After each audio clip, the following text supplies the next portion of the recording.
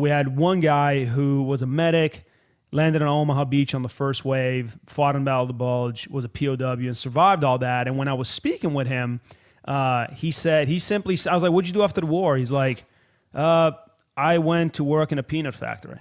Like it was no big deal, you know? And which brings me to one thing that I did wanted to share with you guys, and it kind of launches off into a topic that I feel, you know, here's one thing. We always want to make sure that you guys walk out with something constructive out of this that you can apply in your own lives. Everybody right now is like, no dildos? They're saying, he's segueing peanut factory into whatever the message is about.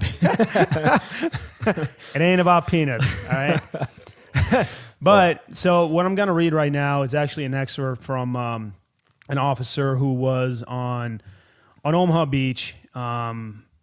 I think it was either on the first or the second wave. And you're going to just kind of bear with me here, and then you'll see where I'm going with this. So, all the men who had landed earlier were present except for a handful who had made their way forward, most of them being killed.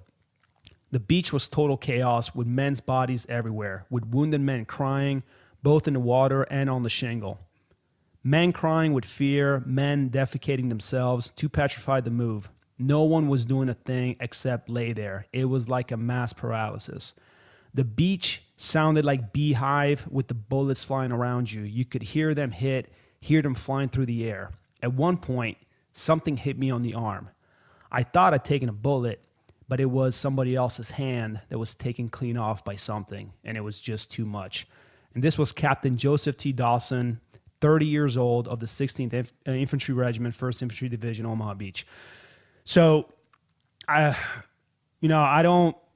kind of hard to, explain the mindset, you know. I mean, I'm trying to visualize this, right? And topic of all of this is when we're talking to these men that have shared some incredible and brutal stories, they were just so eloquent about it. They just spoke with so much ease, like it was no big deal. Yeah. So it made me wonder, what the fuck are we doing wrong in our society where we complain about waking up at 6:30 in the morning, we complain about traffic, we complain about losing fucking iPhones, and these guys, despite all this, found a way to move on like it was no big deal. So